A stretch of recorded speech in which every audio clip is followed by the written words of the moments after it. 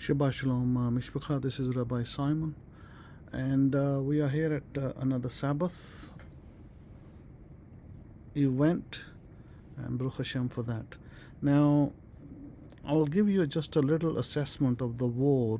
I mean, I don't want to talk too much about it, otherwise this will become a prophecy session instead of just to give you some headlines. I think I want to give you some headlines, simple reason that you're not going to get these headlines from American media or most of the Western media, because most of the Western media that tries to say anything, they have red tape on their mouth. They are threatened with lawsuits. Most of these channels, channels like Fox News, CNN, other channels that are out here in the U.S., most of them are threatened with their license removal if they report any real news. So they have to give you the narrative that the White House wants you to hear. And that is not the true narrative, as we know, because there are other channels across the board, across East, which, of course, I'm not saying that they're not censored. They might be censored somewhat, depending on how heavily the American government has influence over that government, but mostly some of these channels are free to report, without any problems, without coming under fire from American government. So, as you know, this war that was started by, of course, I'm going to call them the Edomites, and I'm going to call them the Edomite lovers over here, the White House. The Edomite lovers who are fighting on behalf of the Edomites who have taken over the land of Israel, as you can see that they are, they started an illegal war without provocation from Iran, and they thought that they will have a quick war in which they can kill the top leadership and change the leaders and put their own puppet regime in place, and they can have, they can get accolades from their people, just like they thought that just like what they did illegally with Venezuela, where they abducted the president in the middle of the night and his wife, illegally kidnapping them, bringing them to the U.S. for something that they hadn't done. False charges, made up charges, as they do, as you know. And they thought it'll be the same.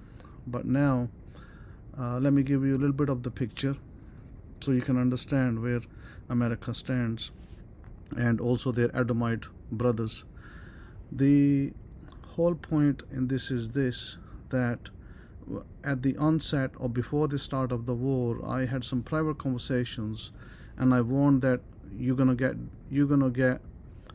a lot of, you're gonna get aircraft falling out of the skies that belong to the Edomite lovers, and I said that you're also gonna get your aircraft carriers disabled or dismantled in the Red Sea or in the in the Persian Gulf as a result of this war. And maybe that sounded like a arrogant comment, but what we are seeing now is exactly that. The Gerald Ford, all you heard was there was a fire on board. They didn't tell you no more than that. They made it sound like, oh, the sailors pushed t-shirts in the toilets, there was a plumbing problem for 4,000 sailors, and then they made it sound like that there was some kind of a fire.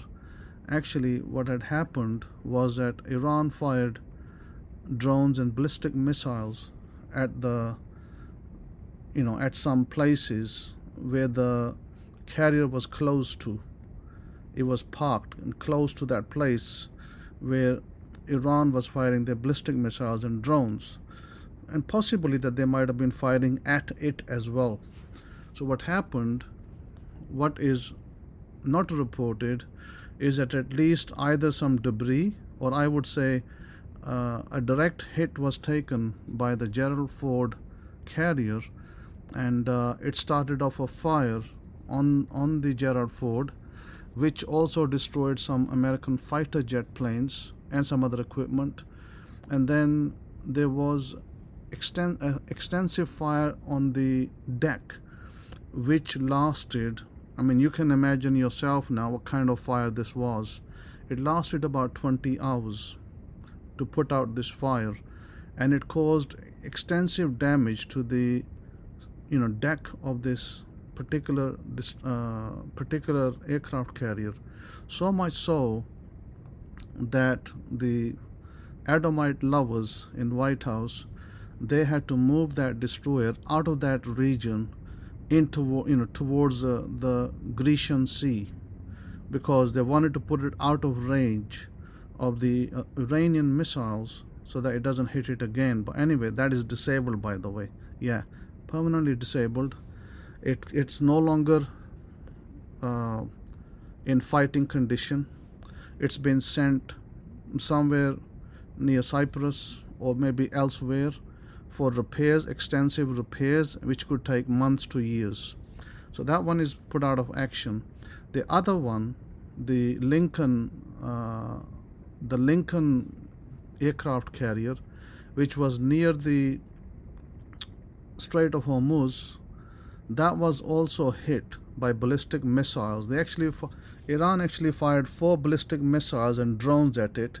Of course, these aircraft carriers are protected by destroyers around them, and also they have planes that are parked on the aircraft carriers, which can take off before an incoming strike, and they can try to target those incoming missiles. So the news on that one is from the east, by the way, not from the west. The news from the east on that particular aircraft carrier was at first it was close to ballistic missile range. When the ballistic missiles were fired, one ballistic missile did hit that aircraft carrier, and it damaged it in part, also damaged some planes on it, fighter jet planes. So what then they did, they moved that away from the range of the missiles, and they took it back 1,000 kilometers further so it doesn't get hit. But it's in pretty damaged state. Maybe it can still fire cruise missiles, but I don't know if it's in a complete fighting state, because you haven't heard about that after that. You will not hear about that on any American media, what happened to it.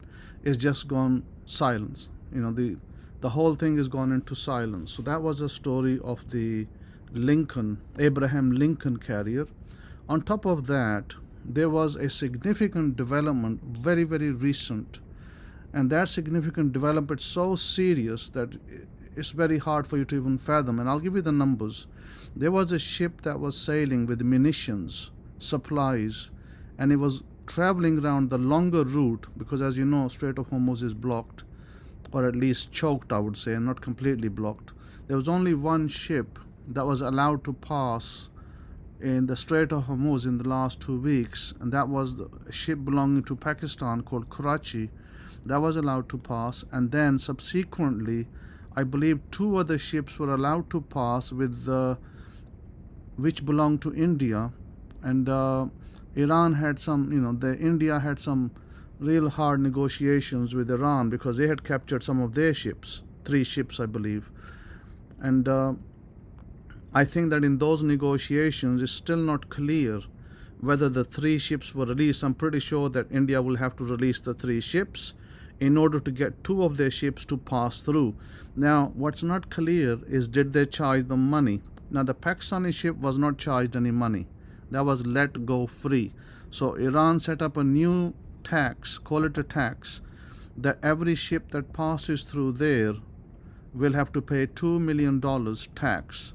Now, I don't know if the Indian ships paid that, or whether that was done like a one-off, that will allow you these 2 ships. We let our 3 ships go, and then next time you pass through here, you'll have to pay money.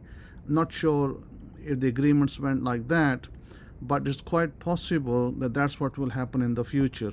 The reason for that is very simple, because India is producing drones which is being used by the Edomites. So they have a drone factory. I mean, if you're an Indian, if you live in India, or if you have contacts back in India, you can confirm this. They have a factory in India. I can probably find you the details of the factory if you want to know where it is. But this factory was blown to smithereens by Iran. It produced drones and there were workers there. There were Edomite workers there, probably at the capacity of over 100. There were Indian workers there, over 100 something. And so what happened, when this factory was attacked, the factory was destroyed and many people were killed. I think the casualties run in the hundreds. And they both belong to the Edomite class and they belong to the Indian class. Both of those people were killed at that location. Again, that news is not reported in the Western media. That news that I'm giving you comes from the Eastern media, which of course is not as heavily censored as the Western one. On top of that, there was a ship that I just wanted to tell you where we are, because you know these ballistic missiles or these interceptors that are used by the Edomites and also used by the American ships. You know that these interceptors, they are costing between $2 million to about $7 million per interceptor. And you know, they are used to take down drones or incoming missiles. So what happened, there was a ship in recent days, and I'll give you the name of the ship. And by the way, this news is not reported. The ship was moving from Cape Canaveral or through the African coast, the longer route basically. It was going through the longer route because of the blockade at the other end. And the ship, I can tell you, was a USNS Robert. Now that ship is a cargo ship. It was protected by destroyers. It had munitions and supplies on board, and it is believed that it had $58 billion worth of supplies. That included thousands of thousands of interceptor missiles and other things on there, weapons of all sorts that were needed probably in the Edomite section. The Edomites wanted to use it, and probably American ships were needed to top up as well. And what happened, the whole thing was sunk in the Red Sea. Now this news is, again, like I said, it's not reported, and it was sunk by Iran firing missiles at it, which of course I think they fired 4 ballistic missiles and some drones. 3 of those missiles were taken out and the drones were taken out by the destroyers that were present, but 1 missile struck the USNS Robert ship. And then there was a missile, I think there was about 4 missiles fired from Yemen, and then the Yemen missiles also, 3 were taken out and 1 made a direct hit. So 2 missiles, 1 from each side, 1 from Yemen, 1 from Iran, landed on the ship and made a big hole in the hull, and that ship sank to the bottom of the Red Sea, carrying about $58 billion worth of weapons. But the bad part is not that it had $58 billion worth of weapons. The bad part is this, that those munitions on there, like the interceptors, that was 4 years of interceptors on that ship, and there was other missiles there that are taken several years to produce.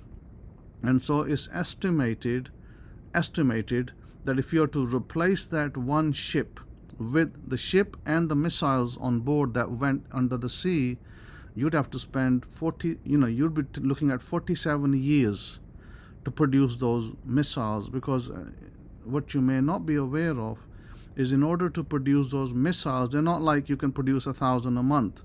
You can only produce so many a month. Maybe you can produce 50 or 60 a month. So there's a limited number that is produced every month, and that limited number is the reason why it will take so long to have these missiles and interceptors and everything else reproduced. Now this is the reason why that the man with the golden hair in White House started to realize that what he had got himself into was a disaster, and that he needed to bring some kind of a closure to this, because if we don't bring closure, that's going to bring a whole shame to all the people, in America. And of course, what will the world think? That this, by the way, this is why he started to utter that, oh, we're going to have a peace, we're going to stop the war, and all of that was nonsense. It wasn't true. Iran had not said that we will accept any peace deal. They said we are not going to stop until we get our conditions met. And this is when recently Pakistan came into the deal, and Pakistan started to have back channel discussions with Iran and of course with America, and then they are becoming a go-between to have some kind of a peace discussion happening in the capital of Pakistan, Islamabad. So this is where this nation comes in. So I'm only giving you a brief picture. The picture is a lot worse than this. America's lost several destroyers. America's lost about 22 of its fighter jet planes, different variety, F-15, F-22, even 2 F-35s, by the way. Not one, but 2 F-35s. They're only reporting one, but there was 2. So then on top of that, there has been every base that America owns in the Middle East has been hit. And I believe it's about 27 targets that were hit. And the destruction was extensive. And it's hard for me to even tell you how extensive it was. But I can tell you this much, that I have contacts personally, family contacts with people, family that live in the Gulf region. Now, I can't tell you where they live because of security and safety reasons for them. But what happened was I talked to them directly, asking them questions about what's the situation in the Gulf, with flights and airports and other things going on. And they told me that, the airports in Dubai, Abu Dhabi, and Qatar, which is Doha, they told me that the airports open for a short period of time.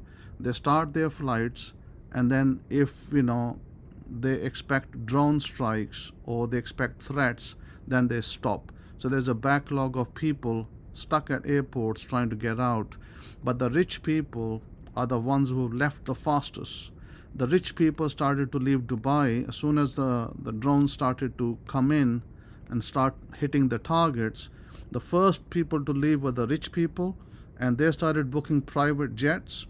And private jets flights started from $100,000 and went to somewhere like $500,000 so fast.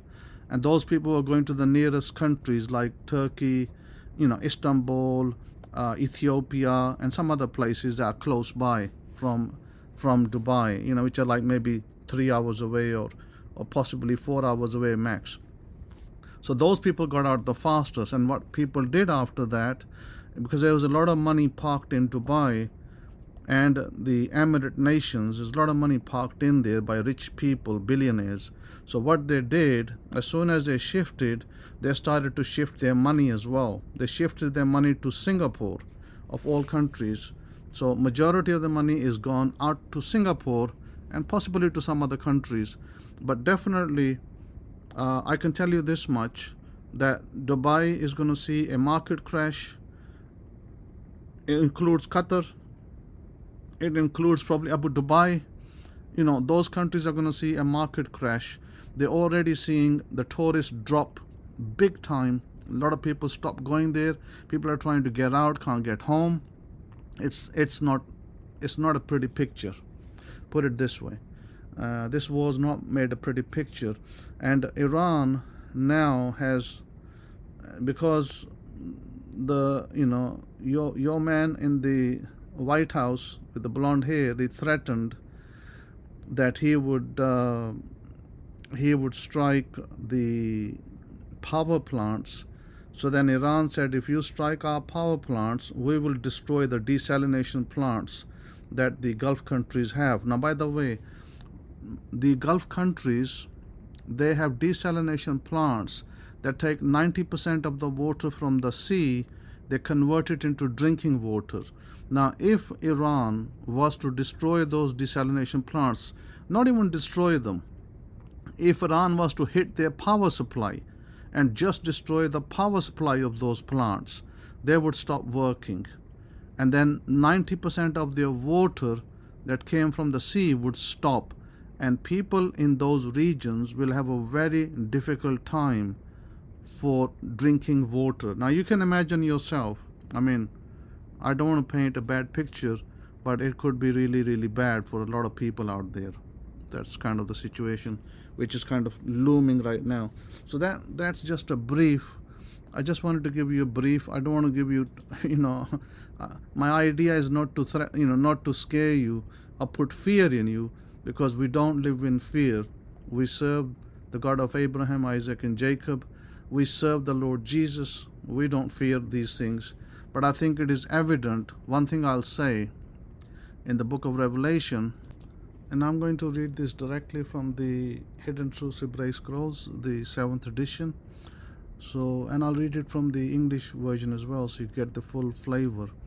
In Revelation chapter 2, verse 9, I know your works and tribulation and poverty, but you are rich, and I know the blasphemy of them which say they are Yehudim and are not, but are the Kahal of Satan.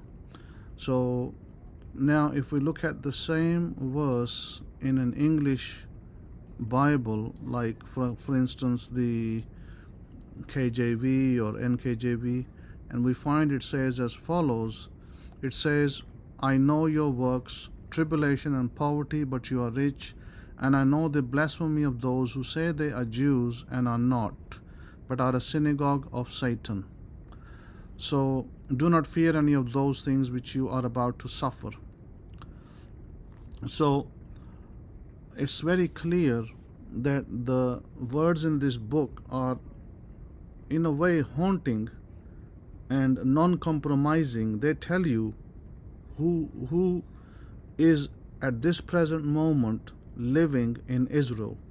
Now, synagogue of Satan. Now, if you remember that Jesus, Yeshua himself, when he confronted the Jews of his time, not all of them, but the ones he confronted who claimed to be descendants who were not, and I could take you into the history of that, how they were not the descendants of the original chosen people, is that he himself said that you belong to Satan, your father. Okay, so the question would be, why do these people who claim to be Jews, why do they belong to Satan? Because surely they're claiming that they're Abraham's children, but they are not Abraham's children, because what you didn't know, and maybe nobody taught you before, other than myself, when I spoke about it, maybe this was several years ago, that I said that in the historical context, there was a man called Yahuchanan John Hyrcanus. You can search up on him if you like and Google him, or ask Google information on that man. John Hyrcanus was a high priest in Israel prior to Jesus' birth. Maybe we're talking about even 100 years prior.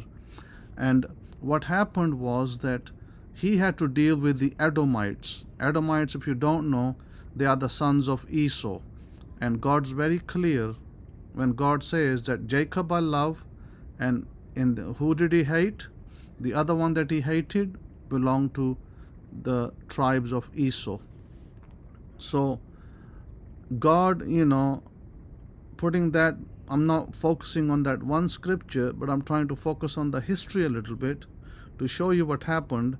These people were living, I don't know if you ever heard of it, but you may want to do a little search on the Idumeans. They were known, these people were known as the Idumeans. Edomites, Idumeans, right? And these were the people that were the Idumean people who were against the building of the temple in the past. And there were also people that were forcefully, let me put it in realistic terms, they were forcefully converted into that time's version of Judaism. By the way, that time's Judaism was not Torah Judaism either. So let's not mistake that. They were forcefully converted and circumcised because these worshipped, other unknown deities. And so when they were converted by, John Hyrcanus or Yahuchanan, it's very clear that his conversion led these people, which was around the era 135 to 104 BCE, and he converted all these Edomites into what we understand modern Judaism. Yes, modern Judaism. These people were living predominantly in the region south of Judea, and some of them were even living in Samaria in the north. So they were present in both locations. And these were most probably, according to historical writings, and by the way, I'm speaking from history of Josephus' writings. Josephus notes this, that there was even, he notes that there was a temple in Gerizim, Mount Gerizim in Israel, which was in Samaria, and he calls it the Samaritan temple, and he said that John Hyrcanus, who was a high priest, he destroyed it. And he forced the residents in other regions like Galilee to follow what was then considered to be Jewish law. And as I said to you, that it's not the same what you think. Judaism wasn't Judaism even back then, because we know that Jesus, Yeshua, he was always up against these people, arguing with them. They were fighting him. He was, asking them questions rhetorically, because he knew that these people were not the sons of Abraham. And we even know today, because let me put it this way: this man that is today the Prime Minister of Israel, a lot of people refer to him today as Satan-Yahu, not Netanyahu. They refer to him as Satan-Yahu, the reason being that his, these are evil people, they have evil plans, and they, if you think right, I'm speaking against a Jew and I'm anti-Semitic, blah, blah, blah, really, it's far from the truth, because I am actually from a Semitic family of the real Jews, the real people. So let's not even go there. But we can go there, and we can talk about that people like Netanyahu are actually atheists, yet they will, grab onto Judaism and pretend to be people following God, but they're not following God, by the way. Majority of these people in Israel that call themselves by whatever names and whatever traditions they claim, none of them are true. They are not from those traditions. They are people who were converted by either John Hyrcanus, the high priest, or they were converted later in the Khazarian Empire, which there's a whole history on that. And for that history, all you got to do is, you don't even need to take my word for it, which is true. My word has always been true and always been sincere. From the day I started my ministry, has always been true and always come to pass. My word has always come to pass. That's the other thing. But you can read additional history. Arthur Koestler, Koestler, is a man. He was a Jewish man, and he wrote a book called The 13th Tribe. I think the PDFs of that book are available online. Probably you can download one free and read it. Even I have one of, that book I have somewhere on my hard drive. So if you want, if you want to read it, you can probably download it in Google. And the thing is, he talks extensively about the conversions of the European Jewry that occurred in the Khazar Empire, which was right next to the Caspian Sea. And from the conversions, these people ended up going to Lithuania, to Poland, to Hungary, Austria, Germany, into all of Europe. And those are your modern Jews today. Now, I know that some of you people who are from the ancient tribes, You might have been a slave in America, or maybe you were not a slave, but maybe your forefathers were a slave somewhere down in the South.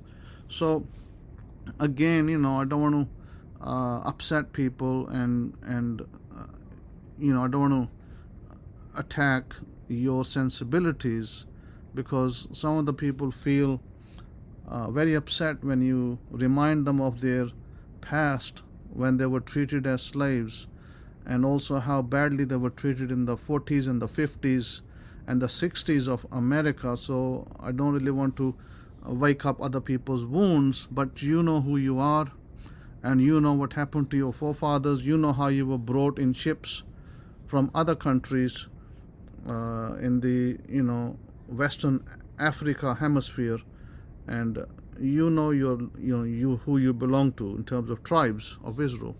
So again, we'll leave that. It's really not my subject, and I really don't want to upset people, because I don't think it's good to do that. And again, I'm very careful with my words, because there are Americans today, white Americans, that support Israel, and again, it's not for me to say right or wrong. It's their choice. But I want to make one point before I continue to the rest of the lecture, and if you please give me a few minutes to explain that point. About 10 years ago, I went to Israel, to Judea, and also parts of Samaria. I went with a team of about 6 or 7 people, and Rabbi Kifa was with me as well at that time. And we went and we prayed in Tel Arad, and we met a man there by the name of Rabbi Amariel. You might have heard of him because he had some Facebook pages back then. I don't know if he's still on Facebook, but I met him. Nice man. He met me, humbly. We met each other. We discussed things, and he was adamant that you have to come to Zion, as he framed it. And he said there's safety in Zion, and he was encouraging American people to give up their passports and come to Zion. And I argued with him. I said, yes, your interpretation, your view says that this place is safe, but I'm telling you there's only destruction here. This place is not safe. There's going to be a lot of destruction over here, and it is not safe for people to leave America and come over here. Anyway, we had a little discourse. Nothing, no argument really. I didn't argue with him too much. I just presented my facts from the Bible, and I said, no, this is not a safe place. Until God takes us back, we are not to go to Israel by force or by ships just because we like to. So anyway, he argued no against me. I guess some of the people that were on his side on Facebook and other places, maybe they try to slander me and say bad things about me. But I want to point out one thing and one thing only. After 11 years of my visit to Israel for a prayer that we did at Tel Arad, where he believed the original temple was, and I agreed with him that it was likely the place where the original temple was, and not in Western Jerusalem or Eastern Jerusalem. And because the Eastern Jerusalem place was a fortress of the ex-legion of the Romans, which was a atrocious place. It was like a brothel. There was a brothel over there as well, but let's not talk about that. So where people go to kiss the wall today was actually a place of a brothel, and the ex-battalion and the ex-Roman battalion was horrendously wicked, to say the least, and they did a lot of evil things. So having said that, my point has been proven that a few days ago Tel Arad was hit by a barrage of missiles and probably some other munitions, and I think over 100 people died. And I certainly hope that nobody that I knew over there was either injured or died. I just hope it didn't hurt them, because those explosions were too close to town. I have been proven right once again about Tel Arad, about the not going there and not living there, because look at Israel today. It's, they made Gaza into a rubble, and I kept saying when they were bombing and killing people in Gaza, I said that they will also suffer the same. I have been again proven right that that suffering has now come to the people in Israel who are these people who call themselves Jews. So I leave you with that because it's terrible. It's not something that is nice. It's not something to be proud of. Sometimes I wish that maybe I was wrong. Maybe I was wrong about that, but I was right. And I know this as a fact, that whatever comes out of my mouth is God's word. I will always be right. But this is why I try not to inflame the situation and say bad words or say things that might upset people. So I do apologize. I have to give you some graphic details in this particular beginning. I apologize if it's hurt some people's feelings. That is not my intention. My intention is to bring to you the current situation and where we are. I did put in my writings in the past that the Strait of Hormuz will be a key point where battles will take place, and we are seeing that today. And I knew when I wrote those writings, I knew it, that I will see that in my life. I just knew it, and I am seeing it.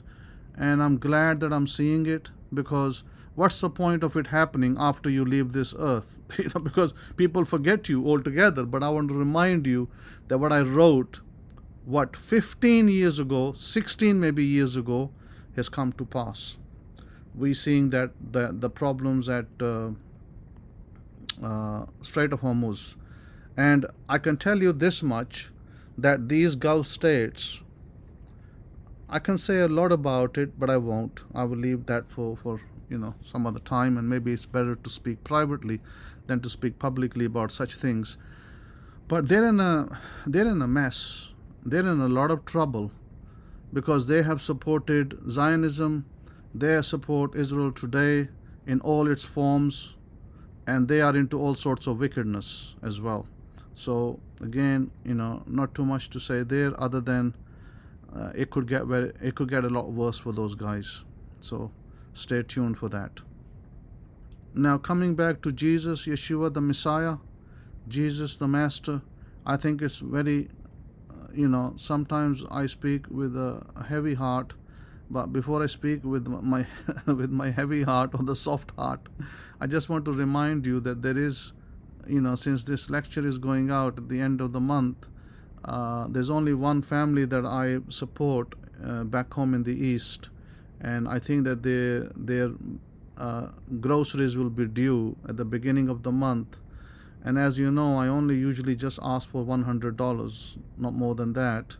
But I think that this time the oil prices have gone up everywhere, not just back in the East, but also over here. As you know, gas prices have gone in some areas to $4.50 a gallon.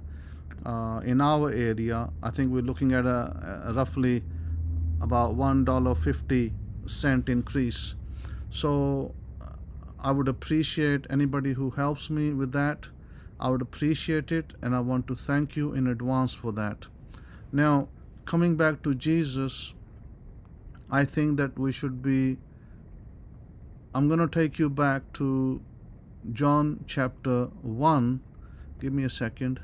Yeah, what I was going to say is that I decided to remain quiet because I think silver was around $118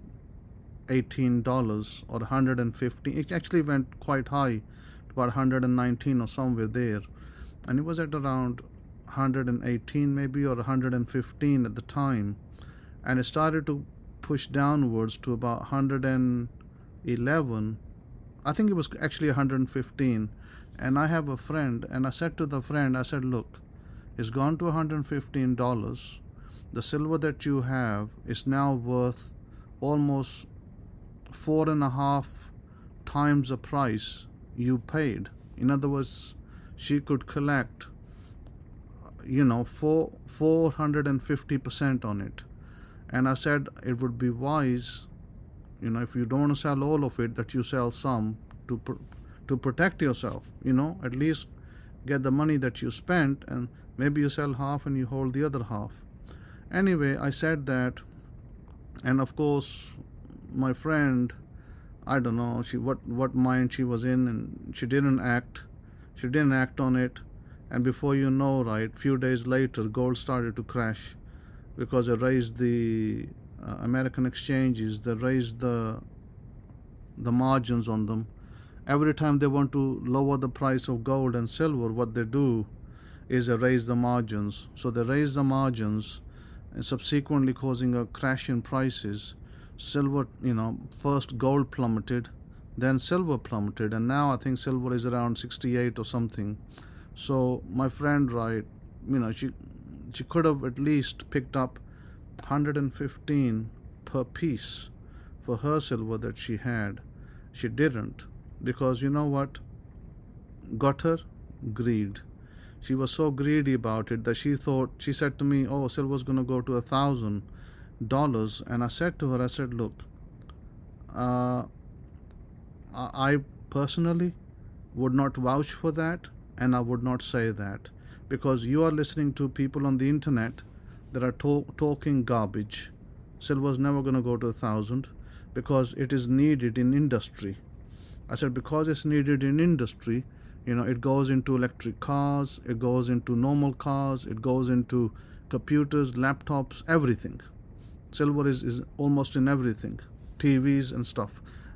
And I said, it's no way, including washing machines, by the way. I said, it's no way that silver can go to that price, because they will not allow it to go that high, because it will destroy industry, it will destroy jobs. But because, she lacks understanding, she doesn't have that understanding of economics, how economics work.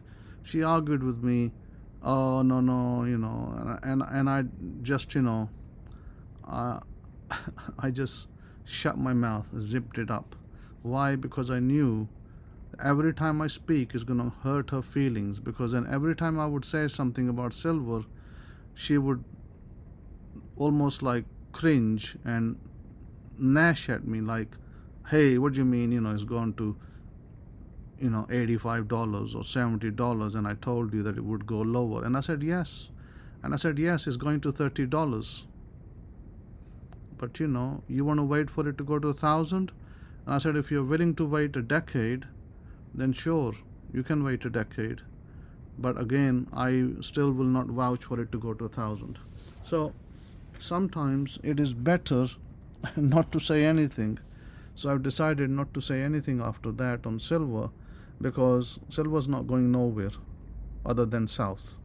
So yes, it can come back up and maybe hit another time, it can hit 100, but 1,000, you can forget about it. So moving on, sometimes telling the truth to people, or looking into the future, and I'm not talking from experience of saying, well, I think because I am, this, that, and the other. I'm not saying because of that. I can actually see the future. I can see 10 years into the future, and I can tell you where gold will be in 10 years and where silver will be. And I don't silver at $1,000. Okay? So this is why I speak from a future perspective, not a past perspective, or not present. Anyway, so I kind of leave it at that. So I decided not to hurt people's feelings, because they get hurt, because when you tell them that, hey, you should have sold some at 115, and then they think that you're attacking them. In fact, you're trying to help them. When you're trying to help them, they think you're attacking them, because you're not. You're just trying to tell them that prices are going to come lower, but they don't want to listen to you, because they're so stubborn and greed has got hold of them, and that's what ends up destroying people's mindsets. And I don't know if I said it in the near past, but I've stopped advising you about buying any cryptocurrencies, because to me it was evidently clear that XRP was being propped up temporarily only to be brought down, and that's where we are right now.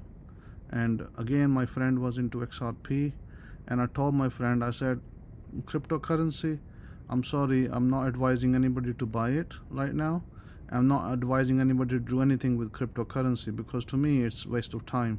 1 minute is at 10, 1 minute you might see Bitcoin at 70,000, next minute is at 60,000. 1 minute, it's at 100,000, next minute is dropped to 65,000. So there's no stability there. When there's no stability there, then it really becomes a game for the very rich people to buy and sell, buy low and sell high. And the little person who's going to buy $100 worth of Bitcoin, what's he going to get out of it? The poor guy, buys at $100 and then finds out that his investment's now only worth 60, and he feels so bad about it. So there's no point. So keep aware, stay away from cryptocurrencies. They are nothing but a tool for the people out there to just profit. They'll buy it low and they'll sell it high, and you might be holding it for too long, and you don't want to be in an investment for a decade before you make profit. That's not how economics works. So again, please be aware of any cryptocurrencies. Stay out. This is the best thing to do right now. Not touch it, and unless you got money to waste. If you got money to gamble and you can afford to lose $5,000, $10,000, then sure, that's your business. You can do that. I'd advise not to. That's my personal opinion. You're better off, if somebody has surplus money, they're better off giving it, donating it to God, and so they can go to the poor, and then you will benefit because more money will come to you. That money that you spend, you might be thinking, oh, I'm just losing that. You're not losing that money. It will actually give you a very good return. God will send you multiples of that back. Just think about that for a second. Now, coming back to the book of John, and if we look, chapter 1, in the beginning was the Word, and the Word was with Yud-He-Wah-He, and the Word was the Yud-He-Wah-He. Or in the English Bibles, in the beginning was the Word, and the Word was with God, and the Word was God. Now, this sets the whole idea of what is the Word. And then it says, this same was in the beginning with Yud-He-Wah-He. All things were made through him, and without him was nothing made that was made.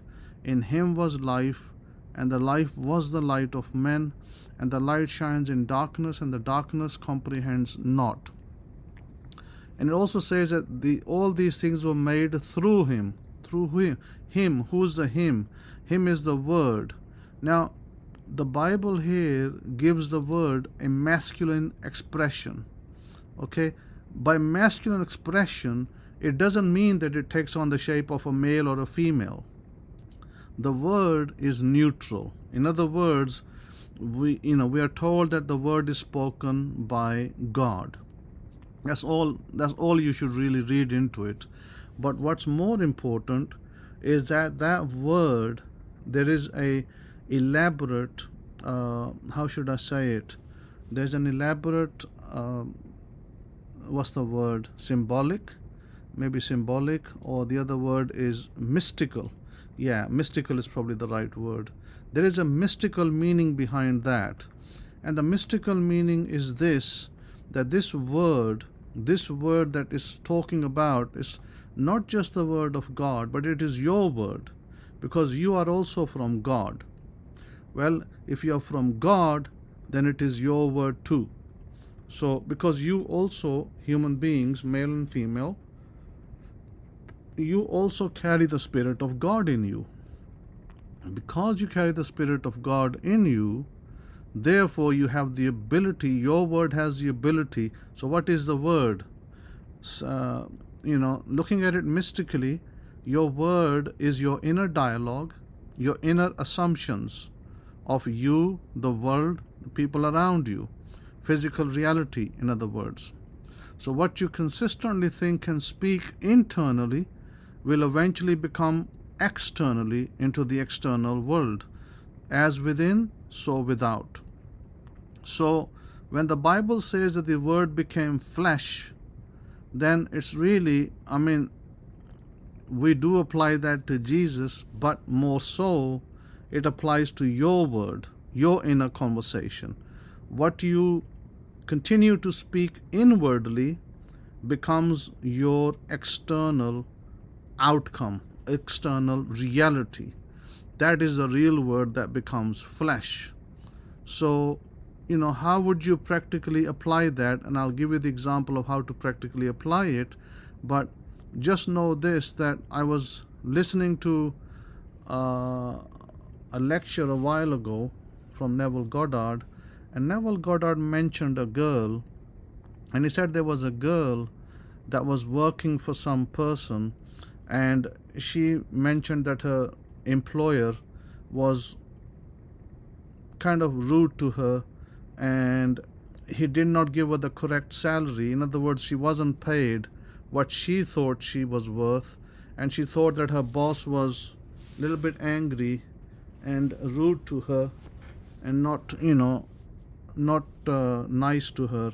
So Neville said to her that stop fighting your boss in your mind. And she suddenly stopped and said, oh yeah, when I travel on the bus, I'm arguing with my boss in my mind. In her inner conversation, she was arguing with the boss all the time in the bus. And that was reflecting in the external world, where the boss was arguing with her, and they were having, this mismatch going on. So he said that start to praise your boss in your inner conversation. So she started to praise her boss, because she had about an hour's journey to her place of work. So she started to praise her boss in her inner conversations. And what she saw, the result, was that the boss completely changed. He started treating her nicely. He gave her a pay raise, and everything changed. Why? Because her word about her boss changed. What is the word? It is your thought. It is your assumptions. How do you apply it? How do you apply that word into your present life? Is in your word, you decide for yourself what is a clear present tense identity of you. Like, what does that mean? That means that, hey, I want a car, or I want a home, or I want a job. That's your word. Then you repeat that inwardly, especially before sleep, and after waking up, you repeat that word. That, you might say in the present tense, I have a car, such and such, or I have such and such house, I have such and such salary. So you repeat it daily, and you imagine, when you go to bed, you imagine in your scene what your house looks like, or you're living there. And then you also do not think of any negativity in your mind. You don't think, oh, where's the money going to come from to buy the house, or where am I going to get the money to buy the car. You don't think like that.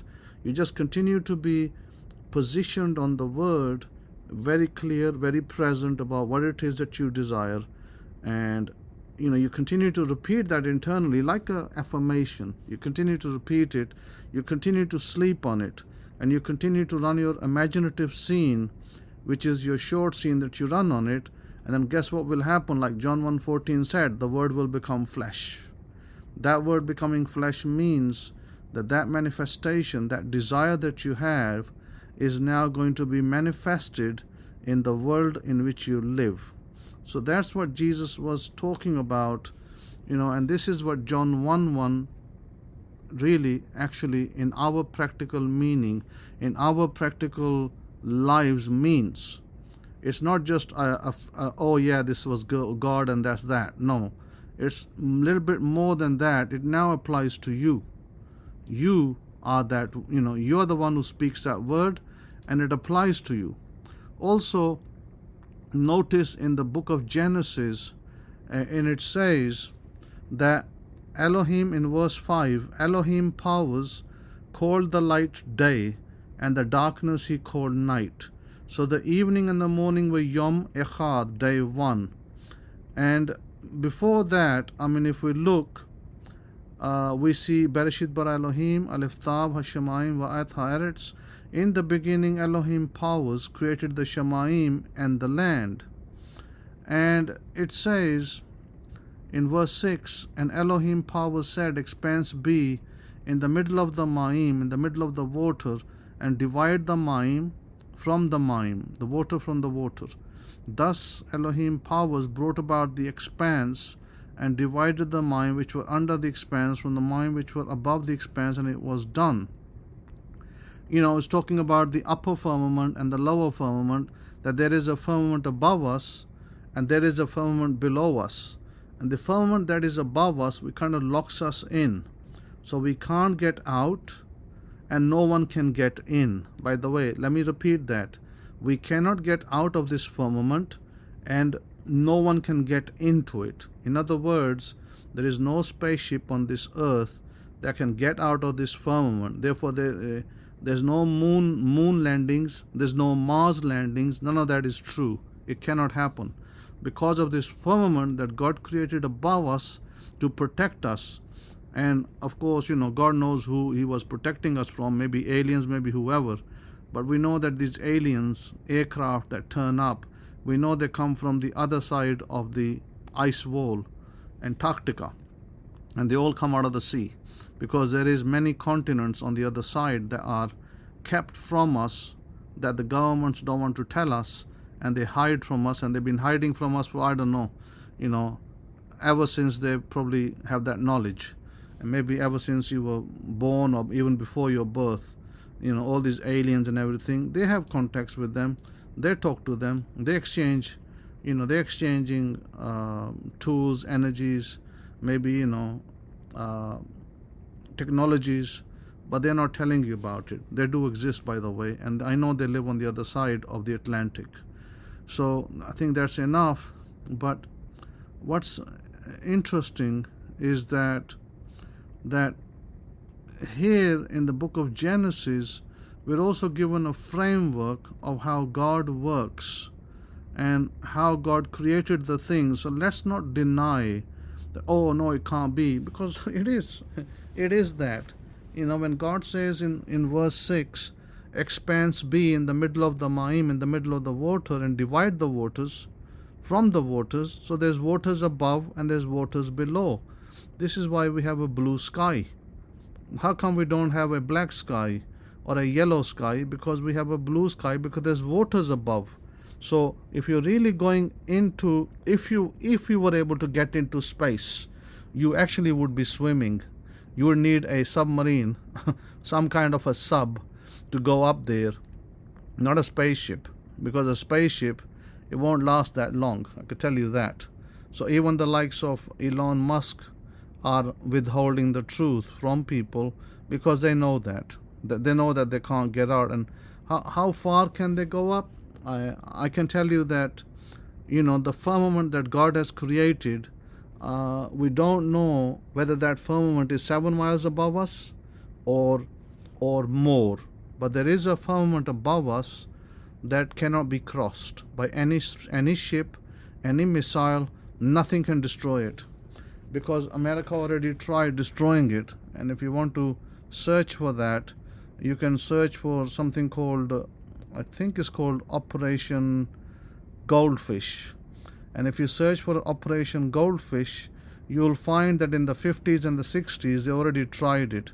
They already tried firing nuclear missiles at the firmament, but nothing would happen to it. It didn't budge. It's self-repairing. So please be aware not to teach your kids stuff which is not true. All this stuff about space and how they're going to the moon and the stars and the Mars and all that is nothing but garbage. It's not true. So be aware of that, please, and don't teach untruths to your children to brainwash them. Tell them the truth, teach them the truth, teach them good things, teach them God, teach them God's ways, because these are the only things that will benefit them. God's word will benefit them, not untruths from the nations. So please be aware of that. I encourage you to teach your children good things, truths about God. Read the Bible to them, read verses of the Bible, read Psalms to them, so that they can learn good things. I encourage you to do that. So I'm going to stop here. It's almost an hour. And so until next time, and again, once again, those of you who came late, like I said, that there's only one family that we support in the East, and if you are willing to support, I just need a donation of about 100, maybe $150 max, and that should do it. But thank you for that, and continue to tithe to your Zadaqah, because those are the things that will bring you blessings, and they will bring you returns in this life and also the next. Take care of yourselves, take care of your families, stay out of hazardous zones, war zones and the not. Take care of your loved ones, and pray for peace in the world. I wish you a happy Sabbath, and until next time, shalom to you.